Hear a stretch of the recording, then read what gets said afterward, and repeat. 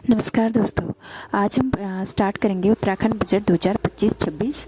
तो सबसे पहले हम बजट समझेंगे कि बजट होता क्या है।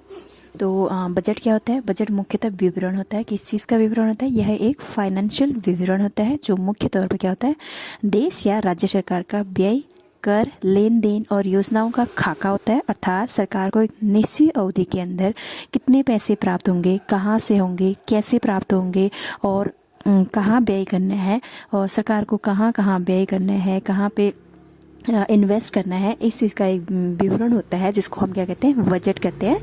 यानी कि व्यय, कर, लेन देन, योजनाओं का एक ब्लूप्रिंट है हमारा, क्या कहलाता है, बजट कहलाता है। और बजट का वर्णन हमारे संविधान के अनुच्छेद 112 में वार्षिक वित्तीय विवरण यानी कि एनुअल फाइनेंशियल स्टेटमेंट के नाम से संविधान में वर्णन है। संविधान में बजट शब्द का वर्णन नहीं किया गया है, जबकि बजट की जगह पे क्या किया गया है, अनुच्छेद 112 में वर्णन किया गया, वार्षिक वित्तीय विवरण के नाम से इसका वर्णन किया गया है। ठीक है।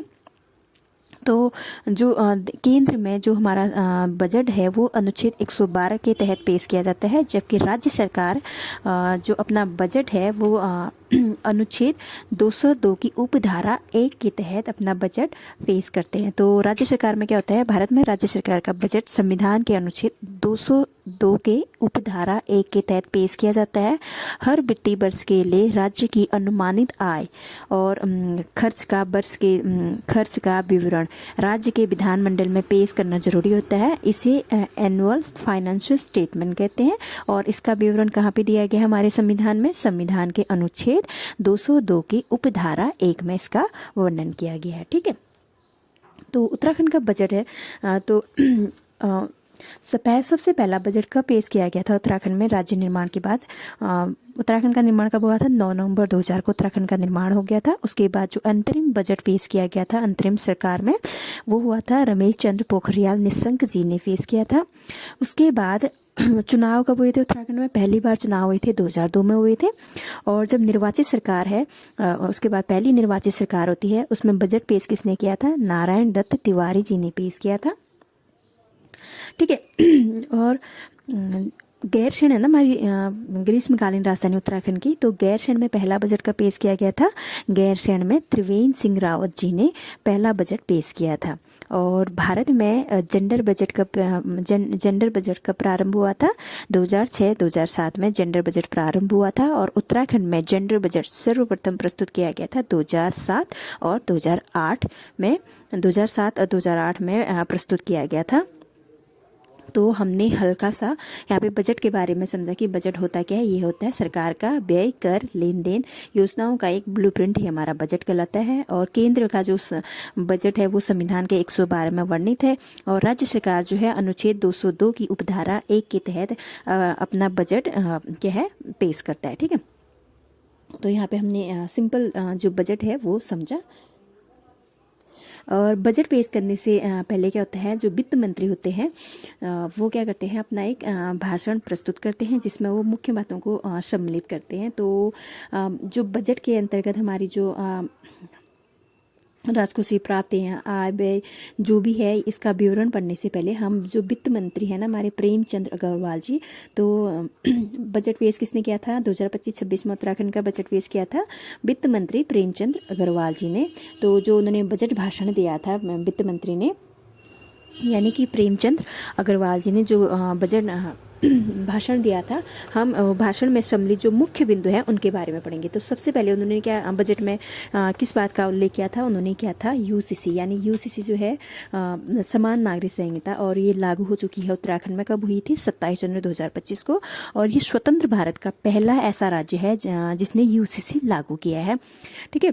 और उसके बाद आ जाता है बजट भाषण में जो दूसरी बात उन्होंने शामिल की थी वो थी 38वें राष्ट्रीय खेल, जिसका आयोजन कहाँ पे किया था, उत्तराखंड में किया गया था। और कब किया गया था, 28 जनवरी से 24 फरवरी 2025 को आयोजन किया गया था। और उत्तराखंड में उसमें कुल 103 पदक मिले, जिसमें से 24 गोल्ड हैं, 35 रजत हैं और 44 के हमारे कांस्य हैं।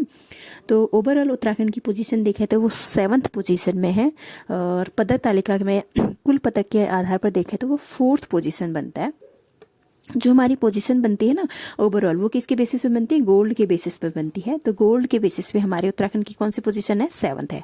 और जो 38वें राष्ट्रीय खेल हुए थे उसकी थीम क्या थी? ग्रीन गेम्स उसका थीम था।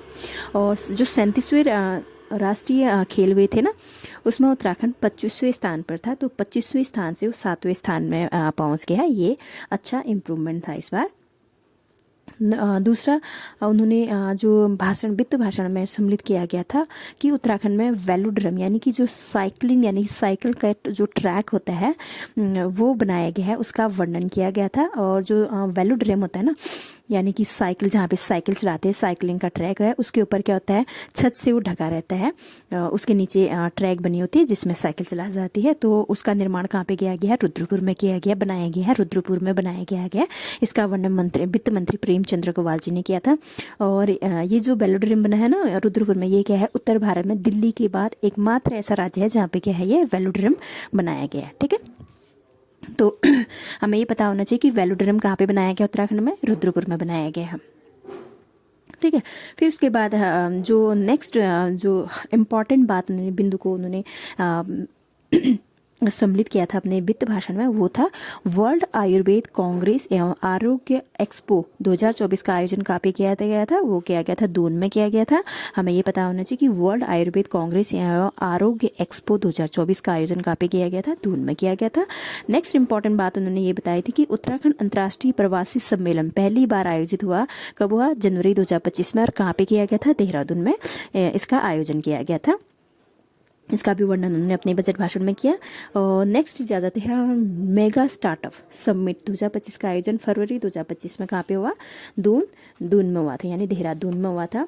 तो क्या बोला उन्होंने, क्या बताया उन्होंने कि मेगा स्टार्टअप समिट 2025 का आयोजन फरवरी 2025 में हुआ और कहाँ पे हुआ? देहरादून में हुआ। ठीक है, बाकी उन्होंने जो अपने बजट भाषण में सम्मिलित किया गया था वो था हमारा भारतीय दंड संहिता के अंतर्गत 3 कानून बने हैं। भारतीय दंड संहिता के अंतर्गत कौन कौन है? भारतीय न्याय संहिता, भारतीय नागरिक सुरक्षा संहिता और भारतीय साक्ष्य अधिनियम। और इन तीनों को भारतीय न्याय संहिता के अंतर्गत शामिल है ये। और कब लागू किया गया था? 1 जुलाई 2024 को पूरे देश में लागू किया गया था। तो उत्तराखंड में भी ये भारतीय दंड संहिता कब लागू हो गया था? 1 जुलाई 2024 को लागू हो गया था। तो हमें 1 जुलाई 2024 को भारतीय दंड संहिता लागू हुई, ये डेट हमें याद होनी चाहिए।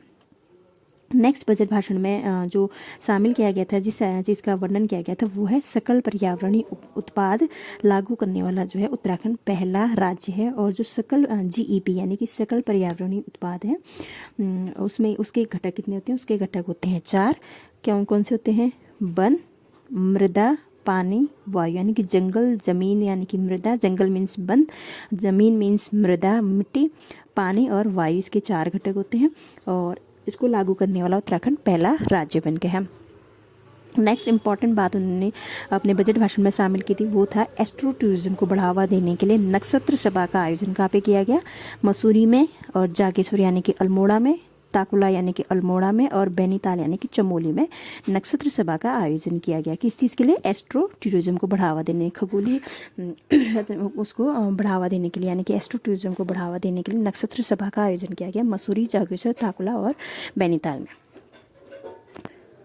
फिर नेक्स्ट जो इम्पॉर्टेंट बात को, जो इम्पॉर्टेंट बिंदु है जिस पे फोकस किया गया था बजट भाषण में, वो है उत्तराखंड में पोषण युक्त नमक हेतु आयोडीन नमक अभियान चलाया जा रहा है। जिसमें क्या है, जो हमारे ये PDS सिस्टम होते हैं, जहाँ से सार्वजनिक वितरण जहाँ से हमें राशन मिलता है, वहाँ पे अंत्योदय जो फैमिली होती है उनको क्या हो रहा है, 8 रुपये में, पता नहीं, हाँ 8 रुपये में शायद आयोडीन नमक क्या हो रहा है, आयोडीन नमक उपलब्ध कराया जा रहा है। ताकि किस चीज़ के लिए किया जा रहा है? ये पोषण युक्त नमक हेतु, क्योंकि आज भी जो गरीब फैमिली के होते हैं, जिनके पास इतने पैसे नहीं होते, वो खुला जो नमक होता है उसको बाय करते हैं, जिसमें हमारे क्या होते हैं, आयोडीन की कमी होती है। इस चीज़ के लिए क्या किया जा रहा है, आयोडीन नमक अभियान चलाया गया है। और कहाँ पे? उत्तराखंड में। और PDS सिस्टम के थ्रू ये वितरित किया जाता है अंत्योदय परिवार वालों को। ठीक है, फिर जो इम्पोर्टेंट जिस पर इम्पॉर्टेंट बिंदु है जिस पे फोकस किया था वो था देश की पहली हेली एम्बुलेंस सेवा ऋषिकेश से प्रारंभ होगी। यानी कि जो पहली हेली एम्बुलेंस सेवा है वो कहाँ से प्रारंभ हुई देश की, वो है ऋषिकेश एम्स से। ठीक है, नेक्स्ट आ जाता है हमारा सरकार की उपलब्धियों के बारे में उन्होंने थोड़ा सा फोकस किया था। जैसे कि है नीति आयोग ने सतत विकास लक्ष्य 2023 जारी किया, जिसमें उत्तराखंड की रैंक क्या है, हमारी पहली है। और नेक्स्ट आ जाता है हमारा स्टार्टअप इंडिया द्वारा उत्तराखंड को 2 पुरस्कार दिए गए। एक तो स्टार्टअप इकोसिस्टम विकसित करने हेतु लीडर श्रेणी का अवार्ड दिया गया, दूसरा ईज ऑफ डूइंग बिजनेस में सिंगल विंडो सिस्टम लागू करने हेतु टॉप अचीवर्स का अवार्ड दिया गया। और जो नेक्स्ट इम्पॉर्टेंट सरकार की उपलब्धि पर फोकस किया गया था वो था उत्तराखंड पर्यटन विकास परिषद को सिल्वर अवार्ड दिया गया। और क्यों दिया गया था, ये स्थानीय समुदायों को रोजगार और कौशल प्रदान करने की श्रेणी में दिया गया था, जिसे क्या है उत्तराखंड पर्यटन मंत्री यानी कि सतपाल महाराज जी और उत्तराखंड पर्यटन विकास बोर्ड की अपर निदेशक श्रीमती पूनम चंद ने प्राप्त किया था। इस सम्मान को कौन सा सिल्वर अवार्ड को किस कहाँ पे हुआ था, ये हुआ था हमारा किसने दिया था, मतलब ICRT इंडिया और उपमहाद्वीप पुरस्कार 2024 के तहत ये सिल्वर अवार्ड दिया गया था। ठीक है, उत्तराखंड पर्यटन विकास परिषद को। तो जब उत्तराखंड पर्यटन विकास परिषद की बात यहाँ पे आएगी तो हमें ये पता होना चाहिए कि उत्तराखंड पर्यटन विकास परिषद यानी कि UTDB की स्थापना कब हुई थी। UTDB की स्थापना हुई थी 2001 में, और इसका जो हेडक्वार्टर है वो कहाँ पे है, ये है देहरादून में। और इसका जो उत्तराखंड पर्यटन विकास परिषद है ना, ये क्या है, हमारा एक सरकारी निकाय है, और इसका जो उद्देश्य है उत्तराखंड में पर्यटन को बढ़ावा देना है। इसका मुख्य उद्देश्य है किसका, UTDB का मुख्य उद्देश्य क्या है, उत्तराखंड पर्यटन विकास परिषद का मुख्य उद्देश्य है उत्तराखंड में पर्यटन को बढ़ावा देना। फिर आ जाता है हमारा उत्तराखंड के 4 गांवों को सर्वश्रेष्ठ पर्यटन गांव घोषित किया गया है। कौन कौन से गांव थे, ये जो सरकार की उपलब्धियां हैं उसमें फोकस किया गया था। सूपी गांव जो कि बागेश्वर जिले में पड़ता है, गुंजी गांव जो कि पिथौरागढ़ में, और हर्सिल और जकोल उत्तरकाशी, इन 4 गांवों को सर्वश्रेष्ठ पर्यटन गाँव घोषित किया गया था। और नेक्स्ट जो उपलब्धि है सरकार की वो है मत्स्य पालन क्षेत्र में उत्तराखंड को अभिनव यानी कि न्यू प्रयोग हेतु हिमालयी और उत्तर पूर्वी राज्यों में प्रथम स्थान मिला। किसको, उत्तराखंड राज्य को, किस चीज़ के लिए, मत्स्य पालन क्षेत्र में अभिनव प्रयोग हेतु यानी कि न्यू कुछ नया प्रयोग करने हेतु प्रथम स्थान मिला। नेक्स्ट सरकार की उपलब्धि है भारत अंतर्राष्ट्रीय व्यापार मेला 2024 को उत्तराखंड को स्वच्छ मंडप क्षेत्र में विशेष प्रशंसा पदक दिया गया। और उसके बाद नेक्स्ट है हमारा गणतंत्र दिवस 2025 में उत्तराखंड की झांकी, जिसका थीम क्या थी, हमारे सांस्कृतिक विरासत एवं साहसिक खेल को 3rd स्थान प्राप्त हुआ। और एक और चीज़ जो मुख्यमंत्री वित्त मंत्री प्रेमचंद अग्रवाल ने अपने बजट भाषण में शामिल किया था, वो था कि जमरानी बांध, सौंग बांध, गगास बांध का वर्णन, गगास बैराज का वर्णन किया था। जो जमरानी बांध है वो गोला नदी पर बनी है, और जो सौंग बांध है वो सौंग नदी में, और जो गगास बैराज है वो कहाँ है, रानीखेत को जलापूर्ति हेतु गगास नदी पर निर्मित है। तो इन बातों का जो वित्त मंत्री है उन्होंने अपने बजट भाषण में वर्णन किया गया था। अब हम पढ़ेंगे जो बजट है हमारा 2025-26 का, उसका नाम क्या है। उत्तराखंड बजट 2025-26 का नाम है नमो बजट है। यानी कि नमो मीन्स जो नमो में N है, N का मतलब है नवाचार, A का मतलब है आत्मनिर्भर उत्तराखंड, M का मतलब है महान विरासत, और O का मतलब है ओजस्वी मानव संसाधन।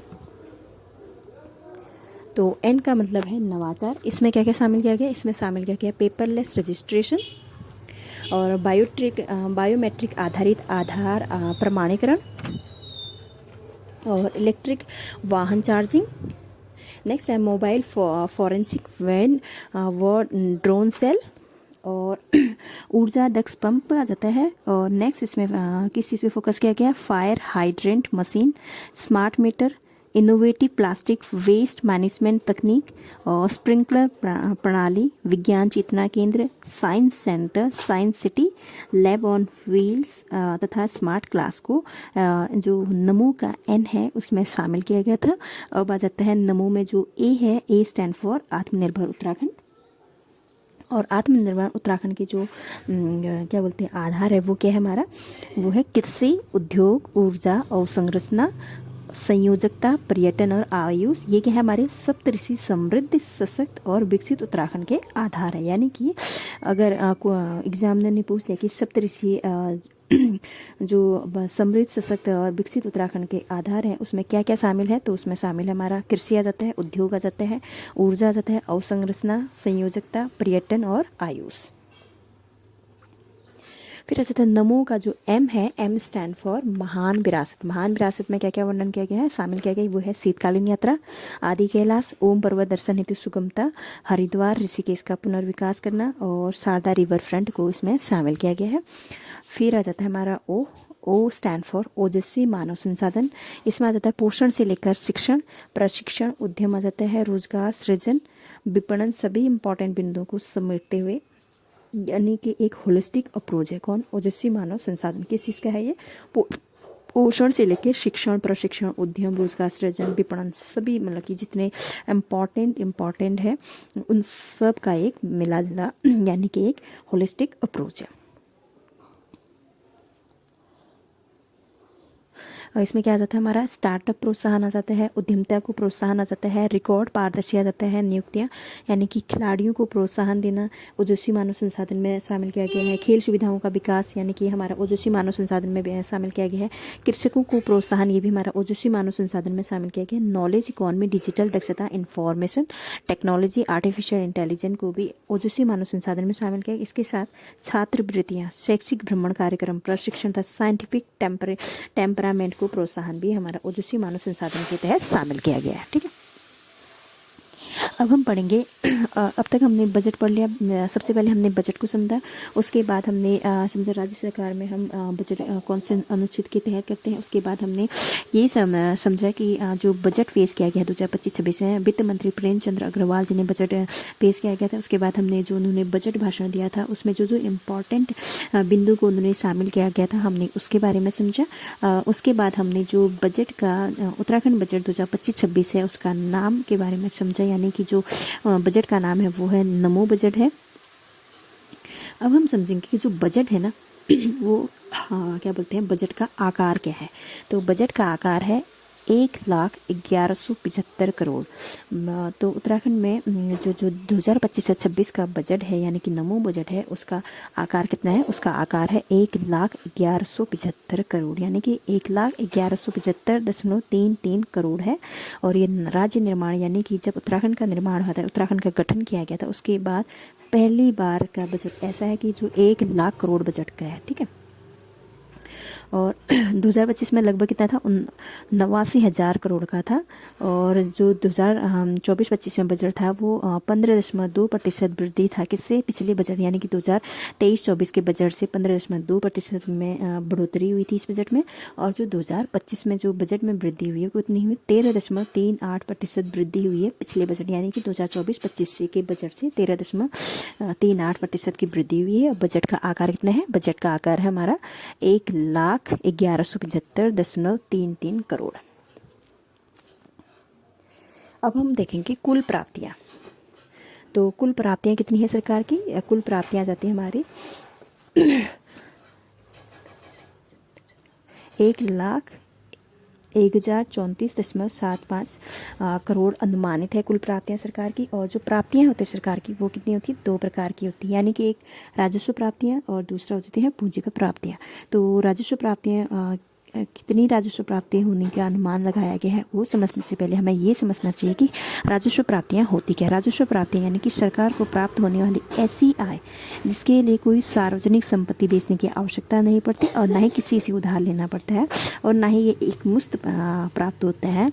इसमें क्या होता है, सरकार को रेगुलर पीरियड में क्या होता है, टुकड़ों में पैसा प्राप्त होता है। जैसे कि आप किराएदार है, मकान मालिक को आपने किराए पे मकान दिया तो हर महीने वहाँ पे किराया आता है ना, बस ऐसी सरकार को भी प्राप्तियाँ होती हैं। और ये 2 प्रकार से होती है, एक तो कर राजस्व आ जाता है, एक गैर कर राजस्व आ जाता है। कर राजस्व में प्रत्यक्ष कर और अप्रत्यक्ष कर आ जाता है, गैर कर राजस्व में आ जाता है चालान आ जाता है, फीस आ जाता है, लाभांश आ जाता है, स्पेक्ट्रम की नीलामी आदि आता है, हमारा गैर कर राजस्व में शामिल होता है। तो राजस्व प्राप्ति में हमारा कितने, हमारा कुल राजस्व प्राप्ति कितनी है, 62,540.54 करोड़ की कुल राजस्व प्राप्तियां हैं। कितनी है, 62,540 40.54 करोड़ की। उसमें से कर राजस्व का योगदान है 39,917.74 करोड़ और गैर कर राजस्व का जो योगदान है वो है 22,622.80 करोड़। ठीक है, फिर आ जाता है हमारा पूंजीगत प्राप्तियां। सरकार की जो प्राप्तियां होती है वो कैसी होती है? दो प्रकार की होती है, कि राजस्व प्राप्तियां, दूसरी आ जाती है पूंजीगत प्राप्तियां। राजस्व प्राप्तियां हमने समझ लिया, अब समझेंगे पूंजीगत प्राप्तियां। पूंजीगत प्राप्तियां क्या होती है? वे प्राप्तियां जिनके लिए सरकार को सार्वजनिक संपत्ति बेचनी पड़ती है या सरकार की देयता बढ़ती है। एक मुश्त, इसमें क्या होता है, एक मुश्त पैसा मिलता है, एक ही टाइम पैसा मिलता है। जैसे कि एग्जाम्पल है, बाजार से उधार ले लो तो एक ही टाइम हमें पैसा मिलेगा, या फिर ऋणों की वसूली कर लो तो हमने एक बार में ही वसूल कर लिया तो उसके बाद हमें वो वहाँ से पैसे नहीं मिलेंगे। या फिर विनिवेश, यानी कि सरकार क्या करती है, अपना कुछ हिस्सा प्राइवेट सेक्टर को बेच देती है तो वहाँ पे क्या होता है, वो भी एकदम से एक ही टाइम पे पैसा आता है, बाद में नहीं आता। तो ये क्या होता है? पूंजीगत प्राप्तियाँ। तो पूंजीगत प्राप्तियाँ कितनी? 38,494.21 करोड़ है। फिर आ जाता है कुल व्यय। कुल व्यय कितने है हमारा? 1,11,75.33 करोड़ अनुमानित है ये कुल व्यय। और कुल व्यय भी हमारे दो प्रकार के होते हैं, एक राजस्व व्यय आ जाता है, एक पूंजीगत खर्च आ जाता है। तो राजस्व, पहले हम समझेंगे राजस्व खर्च यानी राजस्व व्यय क्या होता है। राज्य सरकार के वे खर्च जिनसे ना तो संपत्ति का निर्माण होता है ना ही देयता बढ़ती है, तो उसे क्या कहते हैं? राजस्व खर्च। जैसे ब्याज का भुगतान, कहीं सरकार ने ऋण ले रखा है तो उसका जो ब्याज देना पड़ता है, ब्याज का भुगतान हमारा राजस्व खर्च में देना ही देना है। इससे ना ही संपत्ति का निर्माण होता है, ना ही जो देयता है वो बढ़ती है, तो ब्याज का भुगतान करना ही करना है। और सरकारी कर्मचारियों के वेतन भत्ते पेंशन जो है वो सरकार को देने ही देने पड़ते हैं, या फिर सब्सिडी आ जाता है, या फिर अनुदान यानी ग्रांट्स जो होते हैं सरकार देती है, तो वो क्या आते हैं? राजस्व खर्च में आ जाते हैं। और सरकार का राजस्व खर्च कितना है? 59,954.65 करोड़।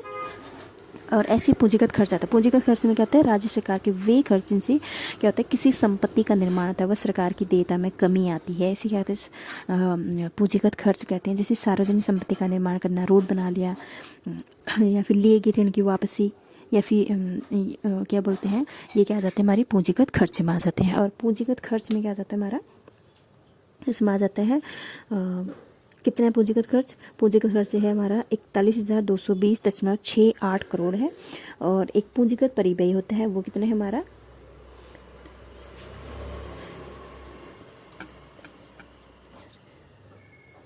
14,763.13 करोड़ है। फिर जो हमारा बजट का नाम था ना, नमो बजट था, तो नमो बजट के अलावा क्या है, ये ज्ञान मॉडल का कंसेप्ट भी इस बजट में दिया गया है। और ज्ञान मॉडल यानी कि GYAN, जी का मतलब गरीब, Y का मतलब युवा, A का अन्नदाता, N का नारी यानी कि महिला, इन पर भी क्या किया गया है, यानी गरीब, युवा, अन्नदाता और नारी पर भी फोकस किया गया है। किस बजट में? उत्तराखंड के 2025-26 के बजट में नमो के अलावा ज्ञान पर भी फोकस किया गया है। और 2024-25 में भी ज्ञान, जो 2024-25 का जो उत्तराखंड बजट था ना, वो भी ज्ञान मॉडल पर बेस्ड था। और यहाँ पर भी यानी कि 25-26 में भी ज्ञान पर भी फोकस किया गया है। अब हम पढ़ेंगे कि राज्य सरकार को पैसा यानी कि रुपया कहाँ से आता है। तो राज्य सरकार को जो पैसा आता है ना, वो कहाँ से आता है? एक तो आता है उसका स्वयं का कर राजस्व, यानी कि सर्वाधिक जो हिस्सा आता है वो स्वयं का कर राजस्व आता है। कितना आता है? 29.38% आता है। दूसरा जाता है लोक ऋण। लोक ऋण से कितना आता है? 23.21% आ जाता है। और केंद्र से जो सहायता अनुदान मिलती है उससे कितना मिलता है राज्य सरकार को? 22.30% मिलता है। और फिर नेक्स्ट आ जाता है केंद्रीय करों में राज्यांश का जो हिस्सा है वो है 19.46%। करेत्तर राजस्व से मिलता है राज्य सरकार को 5.38। फिर लोक लेखा शुद्ध से मिलता है हमारा 0.24। और ऋणों एवं अग्रिम की वसूली से आ जाता है हमारा 0.03। यानी कि इसको हम ऐसे समझ सकते हैं जैसे कि सरकार के 100 रुपये है ना, 100 रुपये आते हैं सरकार को, तो उससे 29.38 रुपये तो स्वयं का जो कर लगाया था उससे मिलता है। और लोक ऋण आ जाता है 23.21 आ जाता है। केंद्र से सहायता अनुदान आ जाता है 22.30 आ जाता है। केंद्रीय करों में राज्यांश आ जाता है 19.46 आ जाता है। करेत्तर राजस्व आ जाता है 5.38 आ जाता है। लोक लेखा शुद्ध आ जाता है 0.24 आ जाता है।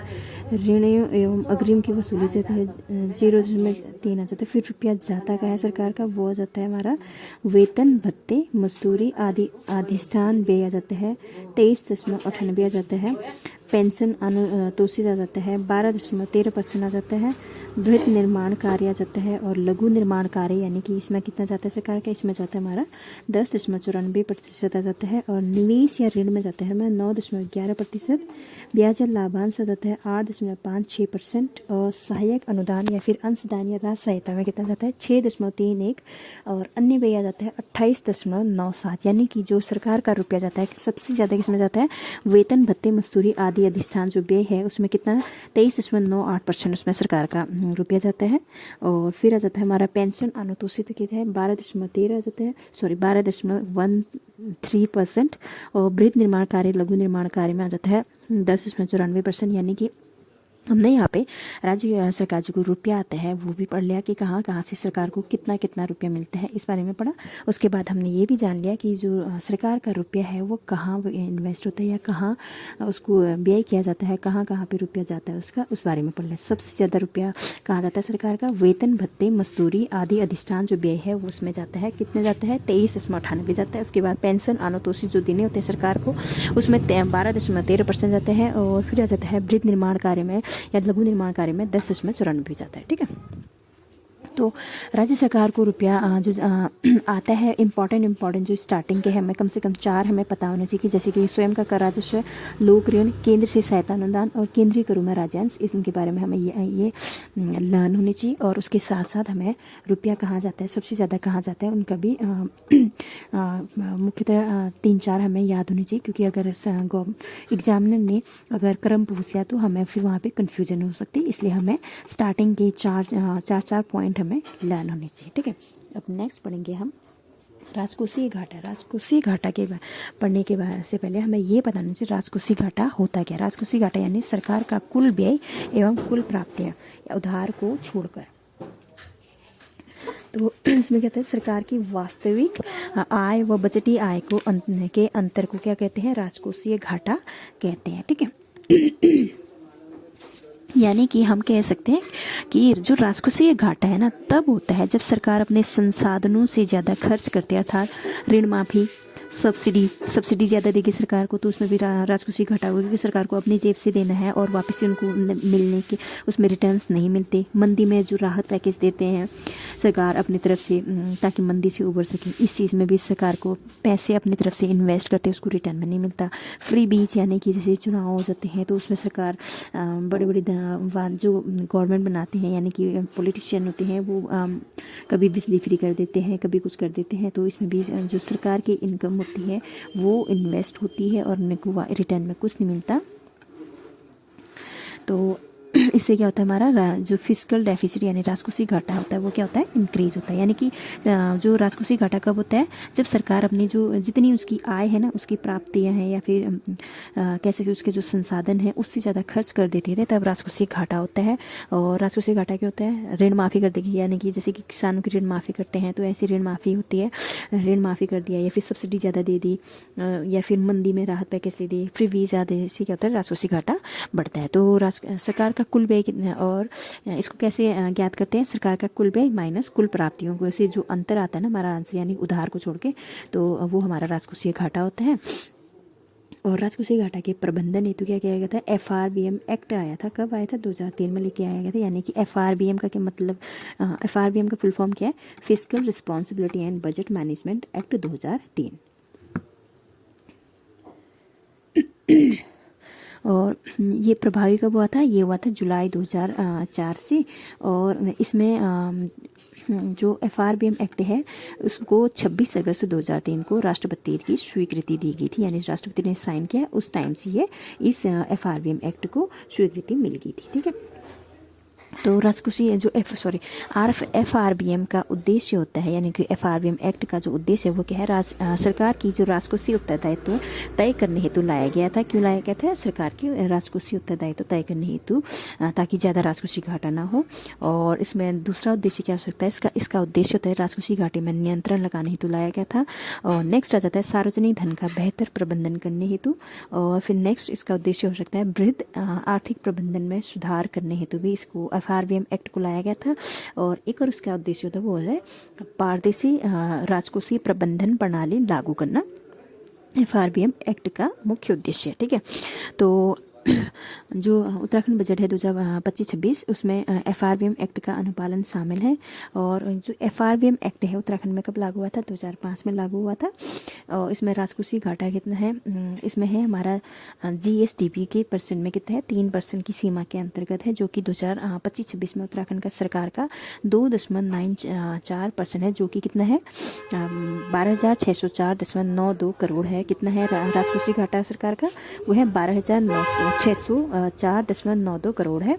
और 2024-25 में कितना था? 2.39% था, जो कि था 9,416.43 करोड़ राजकोषीय घाटा था। और इसमें लोक ऋण कितना है हमारा?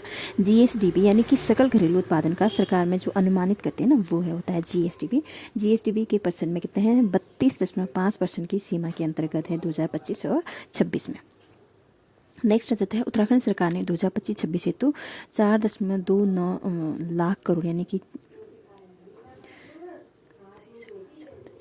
4,29,307.53 करोड़ का GSDP का लक्ष्य रखा है। कितना रखा है? 4.29 लाख करोड़ का लक्ष्य रखा है GSDP का। जबकि 2024-25 में क्या था? उत्तराखंड का GSDP का लक्ष्य था 3.94 लाख करोड़ का रखा था, जबकि वास्तविकता में कितना प्राप्त हुआ? 3.78 लाख करोड़ ही प्राप्त कर पाई थी। ठीक है। नेक्स्ट आ जाता है हमारा उत्तराखंड बजट में। इसमें क्या है हमारा? इकोलॉजी के साथ साथ इकोनॉमी कंसेप्ट भी अपनाया गया है। यानी कि जैसे कि बजट का नाम क्या है? नमो बजट है, उसमें ज्ञान मॉडल को भी शामिल किया गया। उसी तरह इकोलॉजी के साथ साथ इकोनॉमी यानी कि इसमें शामिल किया गया है सतत विकास के लक्ष्यों को प्राप्त करना भी शामिल किया गया है बजट में। और पर्यावरणोन्मुखी नीतियों का निर्धारण करना और स्वच्छ पर्यावरण, प्राकृतिक संसाधनों के संरक्षण पर बल देना और स्थितिस्थापक पर्यावरण की सुनिश्चितीकरण करना, इन चीज़ों को भी उत्तराखंड जो बजट है 2025-26 उसमें शामिल किया गया। किस चीज़ को? कौन सा कंसेप्ट अपनाया गया? ये अपनाया गया है इकोलॉजी के साथ साथ इकोनॉमी को अपनाया गया। क्या कंसेप्ट अपनाया गया है?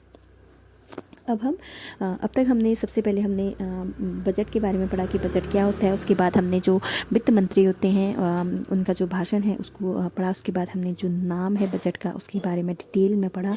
उसके बाद हमने बजट का आकार पढ़ लिया। और उसके बाद हमने जो FRBM राजकोष सरकार की जो प्राप्तियां हैं और उसके जो व्यय हैं और राजकोषीय जो घाटा है उसके बारे में डिटेल में पढ़ा। अब हम पढ़ेंगे जो बजट की है उत्तराखंड बजट यानी कि 2025-26 की, उसकी मुख्य विशेषताएं क्या है। पहली विशेषता तो ये है कि उत्तराखंड सरकार का ये पहला बजट ऐसा है स्वतंत्र गठन के बाद का जो क्या है हमारा 1 लाख करोड़ का ये बजट है। तो इसकी पहली विशेषता तो यही है। दूसरा क्या है? इसमें समान नागरिक संहिता के क्रियान्वयन हेतु क्या किया गया है? 30 करोड़ का प्रावधान किया गया है इस बजट में। और जलवायु परिवर्तन शमन हेतु 60 करोड़ का प्रावधान किया गया है इस बजट में। नेक्स्ट आ जाता है भारतीय न्याय संहिता हेतु कितने इसको लागू करने हेतु कितना का प्रावधान किया गया? 20 करोड़ का प्रावधान किया गया है। होमगार्ड कल्याण कोष रिवॉल्विंग फंड हेतु 1 करोड़ का प्रावधान किया गया है। और शारदा कॉरिडोर यानी कि रिवर फ्रंट डेवलपमेंट परियोजना के लिए 10 करोड़ का प्रावधान किया गया है। नेक्स्ट आ जाता है हमारा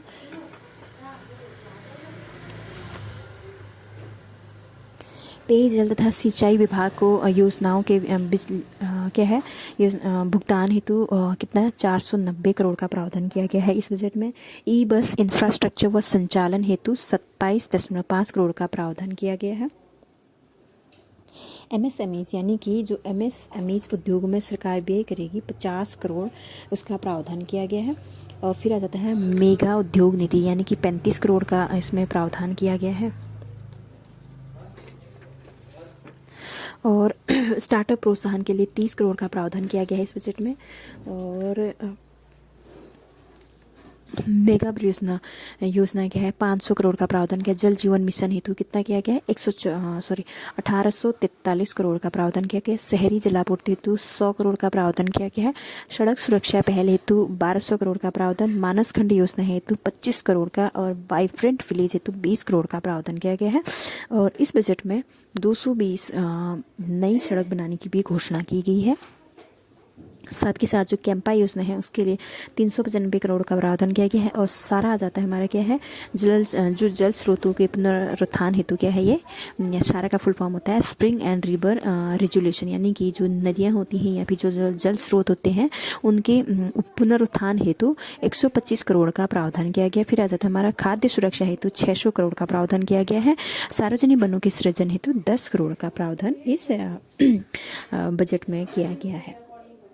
नेक्स्ट आता है राज्य सरकार का सकल घरेलू उत्पाद कितना है प्रचलित भाव में, यानी प्रचलित भाव में कितना है 2023-24 में 3,32,000 करोड़ का था, जबकि 2024-25 में कितना है 3.68 लाख करोड़ का है। कितना का है 3.68 लाख करोड़ का है।